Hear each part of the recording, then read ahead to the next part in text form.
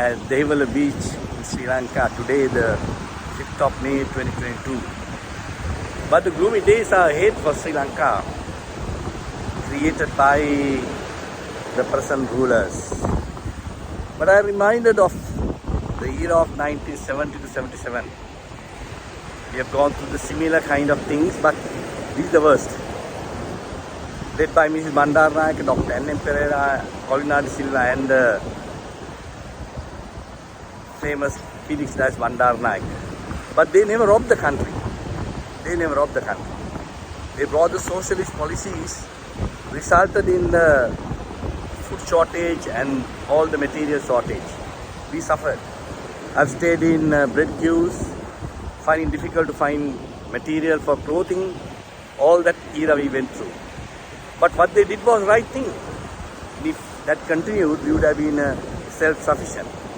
At that time, like be Indian, buy Indian, same concept. But one thing I admire Mrs. Bandaranaike, Dr. Colina de Silva, Dr. N.M. Pereira and Felix Das, they never robbed the country. But every rule after 77 is played havoc with the country economy, and they robbed left, right and the center and create these conditions. Ladies and gentlemen, for people like you and me who have gone through certain professional engagement in the last 45 years, there are bits and pieces we can do. Yeah, the young people are leading from the front to make sure that there is a systemic change that should take place in Sri Lanka, and it will indeed. It's a matter of time. But we want to make sure that the people who will come would be technocrats, not these low-grade politicians with trying to survive with various political connections and businessmen.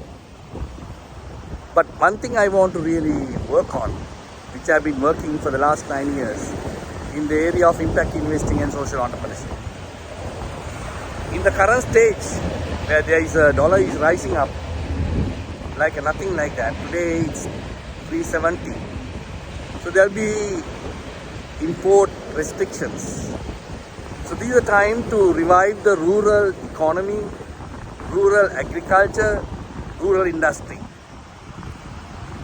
In the light of many prices like bread and all these things going, there will be rural produce through the agriculture we can inculcate. In the same times, even things like manioc, jackfruit, and all those things that is locally produced can be further enhanced.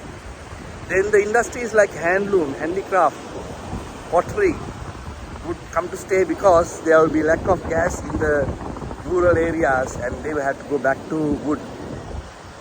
So there would be revival of the rural economy, rural agriculture, rural industry. And I want to really make sure that we empower that. And if we can raise in the rural economy, in the agriculture sector, in the pottery sector, in the industry sector, in the textile sector like handlooms, the social entrepreneurs, then we can really make sure that the rural economy is self-sufficient, which can impact the urban economy. I want to call you like-minded gentlemen and ladies who want to do something for Sri Lanka, rally around us. We have created a social entrepreneur ecosystem when I co-founded the Power.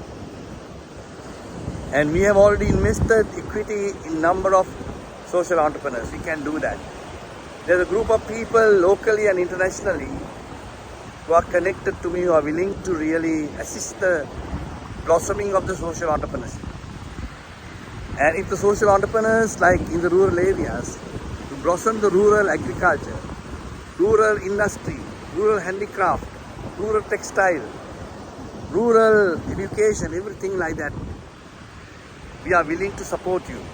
We are willing to connect you to the market, create the structure, give access to equity and various other connections. I'm doing this because this is the way to go forward.